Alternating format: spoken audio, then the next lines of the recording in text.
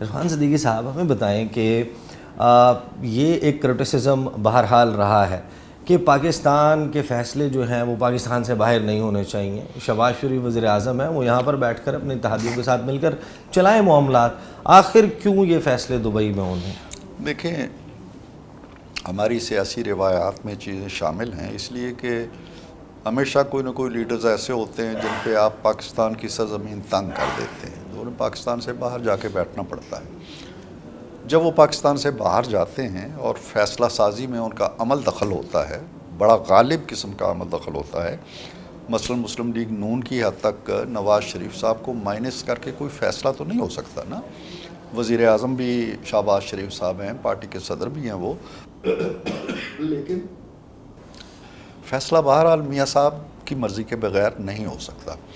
تو اس لیے جب وہ لندن میں تھے تو لندن میں لوگ آتے جاتے تھے, ملتے تھے. اب وہ دبئی میں آئے ہوئے ہیں تو دبئی میں ایک سیاسی بیٹھک لگی ہوئی ہے. اب اس میں کیا باتیں ہو رہی ہیں, میں تو یہاں بیٹھ کے آپ صحافی لوگ اندازہ لگا سکتے ہو, سٹوریز بھی بنا سکتے ہو, کیا سرائیاں بھی کر سکتے ہو, لیکن میں اپنی زبان سے کیا کہوں کہ وہاں کیا ہو رہا ہے یا کیا بات ہو رہی ہے. سٹوریز نہیں, میں آپ کچھ چیزیں جو ہیں وہ تو ہمیں ہمارے علم میں نا, پبلک نالج میں ہے کہ ظاہر ہے وہ وہی ہے نا کہ اب جو سیٹ ایڈجسٹمنٹ ممکنہ طور پر, اگر ممکنہ طور پر اس پر بات ہونی ہے. دیکھیں نا, اب سیٹ ایڈجسٹمنٹ کہاں سے آئی ہے, یہ کوئی انفارمیشن آپ کو کہاں سے ملی؟ گزشتہ سال میں یہ خبریں سامنے آئی تھیں کہ پیپلز پارٹی اور مسلم لیگ نواز, جب یہ باتیں آئی تھیں کہ یہ پاسبلٹی موجود ہے کہ یہ جماعتیں جو پی ڈی ایم میں اور اتحادی جماعتیں ہیں یہ ایک پلیٹ فارم سے الیکشن لڑیں گی.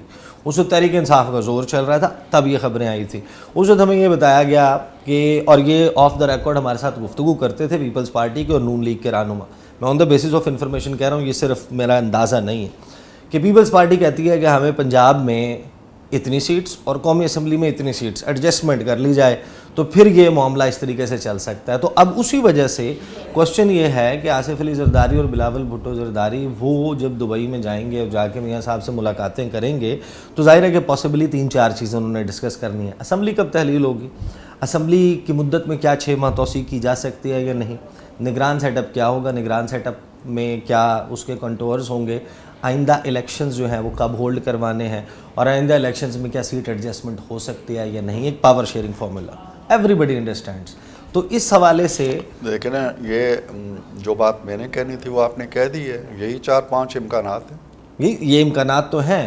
ہمیں آرگومنٹ یہ ملتا ہے کہ مسلم لیگ نواز کہتی ہے کہ سیٹ ایڈجسٹمنٹ تو ہو سکتی ہے. آپ مجھے کنفرم کر دیں اگر میں غلط کہہ رہا ہوں. میں چونکہ نہیں ہے تو میں کنفرم میں اپنے اندازے سے کہہ سکتا ہوں.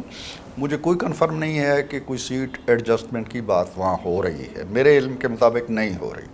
لیکن اگر آپ کہتے ہیں ہو رہی ہے تو میں یہ ضرور کہنا چاہتا ہوں کہ مسلم لیگ نون کسی سے اشتراک کر کے یا وسیع پیمانے پہ کوئی ایڈجسٹمنٹ کر کے الیکشن نہیں لڑے گی. وہ تنہا الیکشن لڑے گی اور اپنے زور بازو پہ لڑے گی.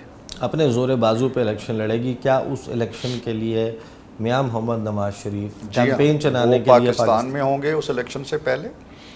وہ پاکستان میں اس الیکشن مہم کی قیادت کریں گے. ان کا بہت اہم رول ہوگا ٹکٹوں کی تقسیم میں, اور الیکشن انہی کی نگرانی میں اور انہی کی نگہبانی میں اور انہی کی سپہ سالاری میں لڑے جائیں گے. ان کے تو ٹکٹیں بانٹنے پہ پابندی نہیں لگ گئی تھی؟ کس پہ؟ میاں صاحب. ہاں, تو ان کی تو سیاست پہ بھی پابندی ہے. ان کی تو اگر ان کے بس تو اس میں کو ہوتا ختم تو کروانے سانس کا لینے پہ پروسیس بھی کیا پابندی ہوگا؟ لگا دیتے. ان کو اس کا ختم کروانے کا پروسیس کیا ہوگا؟ ہمارا یہ نون لیگ کا موقف ہے کہ سزا غلط سنائی گئی, فلاں جج کا آڈیو یا فلاں ان لوگوں کے بیانات اب سامنے آ گئے ہیں, اب یہ پتہ چلتا ہے. But fact of the matter is کہ پاکستان کی عدالت, قانون, آئین جو موجود ہے اس کے مطابق میاں محمد نواز شریف کا سٹیٹس جو ہے وہ ڈیفرنٹ ہے. اس کو ختم کرنے کے لیے جو پاسبلٹیز ہیں, کیا میاں صاحب واپس آئیں گے, وہ جیل جائیں گے, وہ ان کا گھر جو ہے اس کو سب جیل قرار دیا جائے گا, وہ عدالتوں میں جائیں گے, اپنے مقدمات اس طرح کی چیز طے نہیں ہوئی ہے. میاں صاحب جیل جا چکے ہیں, لاتعداد بار جا چکے ہیں. اب بھی وہ آئیں گے, وہ کورٹ میں جائیں گے اپنی ضمانت کے لیے. اگر کورٹ میں نہیں ملتی یا انہیں وہ جو انٹرم بیل ہوتی ہے کہ جی میں پیش ہونا چاہتا ہوں وہ بھی نہیں ملتی, تو he will straight away go to jail.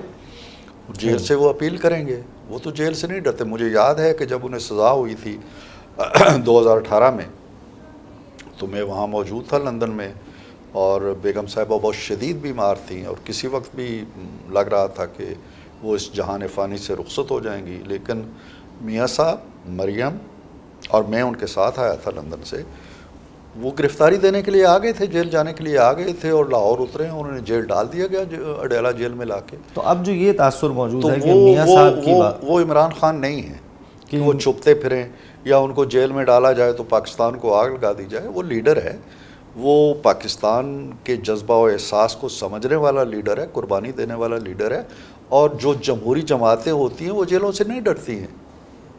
صحیح، تو یہ جو تاثر موجود ہے کہ میاں صاحب کی واپسی کو انسائڈ کرے گی قاضی فائز عیسیٰ صاحب کے چیف جسٹس بننے سے، اور عمر عطا بندیال کی موجودگی میں میاں صاحب نے نہیں آنا۔ اگست میں اسمبلی کی میعاد ختم ہو رہی ہے، ٹھیک ہے، اگست تک اگر اسمبلی چلتی ہے تو پھر سپٹمبر، اکتوبر میں یا نومبر، اکتوبر کے آخر میں یا نومبر کے شروع میں الیکشن بنتے ہیں۔ تو یہی اگست کے آخر میں یا اگست کے مڈ میں اسمبلیاں ختم ہونے کے بعد میاں صاحب نے آنا ہے۔ اب اس وقت یہاں جو بھی ہوگا، اگست میں تو ہوں گے موجودہ چیف جسٹس، ہوتے رہے، انہوں نے آنا ہے، انہوں نے اپنے کیسز لڑنے ہیں، ان کا کسی چیف جسٹس کے آنے جانے سے کوئی تعلق نہیں۔ ان کے کیسز کی 100% شیورٹی نہیں ہے کہ ان کی واپسی یا اسمبلیوں کی تحلیل کے بعد 90 دن میں جب انتخابات ہونے ہیں، جو ہمیں لگتا ہے کہ ہونے ہیں، کیونکہ اس کے علاوہ اور آئین میں کوئی چیز کی گنجائش موجود نہیں ہے، تو کیونکہ وہ انتخابات ہونے ہیں اور ان 90 دن میں اگر میاں صاحب کلیئر نہیں ہوتے، ان کے کیسز کلیئر نہیں ہوتے، مسلم لیگ نواز کا وزیر اعظم کا کینڈیڈیٹ کون؟ دیکھیں، یہ تو دونوں صورتوں میں نہیں بتا سکتا۔ اگر ان کے کلیئر ہو جاتے ہیں اور وہ الیکشن لڑتے ہیں تو بھی میں آپ کو نہیں بتا سکتا کہ وزیر اعظم کون ہوگا، اور اگر وہ نہیں لڑتے تو بھی نہیں بتا سکتے۔ یہ تو اس وقت کے حالات و واقعات بھی ہے، لیکن فیصلہ نواز شریف نے کرنا ہے۔ لیکن ان کی نااہلی ختم کروانے کے حوالے سے جب وہ تو قانونی رکاوٹیں دور کی جاتی ہیں تو فوکس یہی نظر آتا ہے کہ میاں صاحب چوتھی مرتبہ وزیر اعظم بنیں گے۔ یہ کہ قانونی رکاوٹوں کا مطلب یہ ہے کہ مجھ پہ ایک داغ لگا دیا ہے آپ نے، میں نے وہ داغ دھونا ہے۔ وہ داغ دھونے کے بعد چاہے میں گھر بیٹھوں، چاہے میں الیکشن لڑوں، چاہے میں اسمبلی میں بیٹھوں، چاہے میں وزیر اعظم بنوں، یہ بات کی باتیں ہیں نا۔ پہلا تو یہ ہے کہ ایک گناہ جو میرے سر آپ نے تھوپ دیا ہے اور مجھے نائل کر دیا، مجھے اس سے نکلنا ہے۔ یہ اس لیے نہیں نکلنا ہے کہ میں نے وزیر اعظم بننا ہے۔ تو عرفان صدیقی صاحب، آپ ہمیں یہ تو نہیں بتا رہے کہ میاں صاحب جو ہیں وہ چوتھی مرتبہ وزیر اعظم بننے کا ارادہ رکھتے ہیں، یہ خواہش ہے نون لیگ میں یا نہیں؟ تو یہ تو ہوتا ہے نا کہ ہر پارٹی اپنا مستقبل کا لیڈر ایک بندے کو پالش کرتی ہے، اس میں دیکھتی ہے کہ یہ لیڈر ہوگا ہمارا۔ تو وہ مسلم لیگ نواز میں کون ہے؟ مریم نواز صاحب ہیں، حمزہ شہباز ہیں، کون؟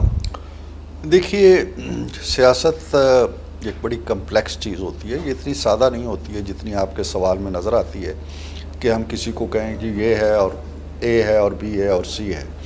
آپ موروثی سیاست کی چونکہ بات ہو رہی ہے تو آپ ذوالفقار علی بھٹو صاحب کو دیکھیے، ان کے 2 بیٹے تھے اور ایک بیٹے نے تو بڑی کوشش بھی کی سیاست میں آنے کی، مرتضیٰ بھٹو نے اپنی پارٹی بھی بنا لی اور جد و جہد بھی کی، لیکن کرزما تھا بے نظیر کے اندر، وہ ایک فطری لیڈر بن کے ابھری اور وزیر اعظم تک پہنچ گئی۔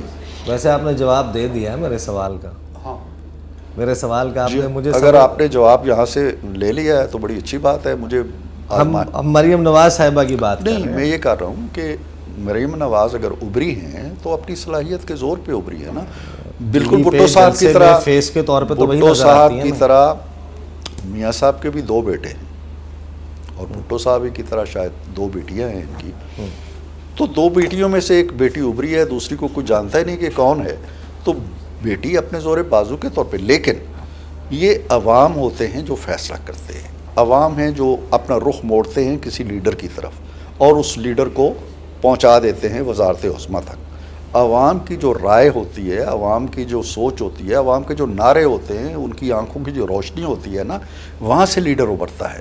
وہ اس کے نہ میں بنا سکتا ہوں نہ آپ بنا سکتے ہیں، یہ وہ پودا ہے جو خود بخود، وہ جو علامہ اقبال کہتے ہیں نا کہ فطرت خود بخود کرتی ہے لالے کی حنا بندی، کہ لالے کے اندر جو سرخ رنگ ہوتا ہے نا، یہ کوئی مہندی نہیں لگاتا اس کو، وہ فطرت خود بخود پیدا کرتا ہے۔ صحیح، بہت بہت شکریہ سر، وقت ختم ہو گیا۔ اور بہت کم ایسے لوگ ہوتے ہیں جب وقت ختم بھی ہو جائے آپ کے ذہن میں ہوتا ہے کہ ان سے یہ بات بھی کی جا سکتی تھی. یہ عرفان صدیقی صاحب کی رائے سے آپ اختلاف کر سکتے ہیں, لیکن جس خوبصورتی کے ساتھ یہ ٹف کوسچنس کو بھی جو ہے وہ اچھے طریقے سے ہینڈل کر لیتے ہیں, اس کی ظاہر ہے کہ داد دینا بنتی ہے. اب تک کے لیے اتنا ہی, مجھے اجازت دیجیے. اللہ حافظ.